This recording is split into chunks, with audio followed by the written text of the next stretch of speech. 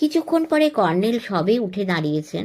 বিচের ওপর দিকের বালিয়াড়ি থেকে প্রায় আছাড় খেতে খেতে নেমে এলেন সি ভিউ হোটেলের সেই ম্যানেজার ভদ্রলোক।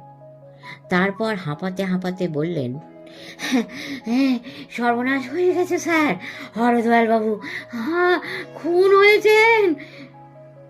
বলে সাঁতারু হরিচরণের উদ্দেশ্যে হিস্টিরিয়াগ্রস্ত রোগীর মতো হাত ছোঁড়াছুড়ি ও লম্পজম্প করে ডাকতে লাগলেন, হ্যাঁ হ্যাঁ হ্যাঁ।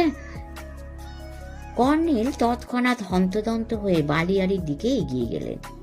বালিয়াড়ি দিয়ে ওঠার সময় তার টুপি খসে পড়ল। প্রশস্ত টাকটি ঝকমক করে উঠল, কিন্তু টুপির দিকে মনই দিলেন না। অদৃশ্য হয়ে গেলেন বালিয়াড়ির ওধারে। এতক্ষণে আমার মাথার ঘিলু চাঙ্গা হলো এবং আমিও দৌড়ে চলল। বালিয়াড়ির খাঁজ থেকে কর্নেলের টুপিটি কুড়িয়েই নিয়ে গেলুম। হরদয়াল বাবুর মাথার পেছনে গুলি করা হয়েছিল। হোটেলের পরিচারক গোবিন্দরাম আমরা বেরিয়ে আসার আন্দাজ মিনিট 15 পরে জিজ্ঞেস করতে যায়, ব্রেকফাস্টে কি কি খাবেন বাবুরা? দরজায় তালা দেওয়া ছিল না। প্রথমে সে কলিং বেলের বোতাম টেপে, তারপর সাড়া না পেয়ে কয়েক মিনিট অপেক্ষা করে। সে হরিচরণকে বেরোতে দেখেছিল, কাজেই সে জানত হরদয়াল বাবু ভেতরে আছেন। বাথরুমে আছেন ভেবেই সে অপেক্ষা করছিল। শেষে অধৈর্য হয়ে দরজা খোলে এবং হরদয়াল বাবুকে চিত হয়ে শুয়ে থাকতে দেখে। বাবু সারা শব্দ না পেয়ে তার সন্দেহ হয়।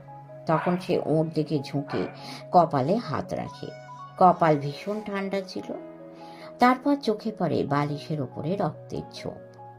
মাথার পেছন দিকটা থেকে সামান্য একটু রক্ত গড়িয়ে এসে বালিশে ছোপ ফেলেছিল। পুলিশ এসে যথারীতি মৃতদেহ বহরমপুর শহরের মর্গে নিয়ে গেল। সবাইকে তন্ন তন্ন জেরা করে বিবৃতি লিখে নিয়েও গেল। হরিচরণ বন্ধুর শোকে কাঁদতে কাঁদতে পুলিশের গাড়িতে বহরমপুর চলে গেলেন। সেখান থেকে ট্রাঙ্কল করে হরদয়ালের আত্মীয় স্বজনকে খবর দেবেন। হরিচরণের মুখেই আমরা জানতে পেরেছিলাম হরদয়ালের অ্যাটাকে কেসে প্রচুর টাকা ছিল, সেটা উধাও হয়ে গেছে। পুলিশের গাড়িতে উনি চলে যাওয়ার পর আমাদের সুইটে ফিরে কর্নেলকে বললুম, আপনার সঙ্গে আর কোথাও যাচ্ছি না, যেখানে আপনি সেখানেই খুন খারাপি। ব্যাপারটা কি? কর্নেল একটা চাপা শ্বাস ছেড়ে বললেন, ব্যাপার তত কিছু গুরুতর নয়।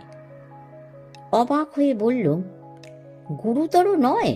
কি বলছেন? যে হোটেলে এভাবে খুনে চোর ডাকাত ঢোকে, সেই হোটেলে আমার আর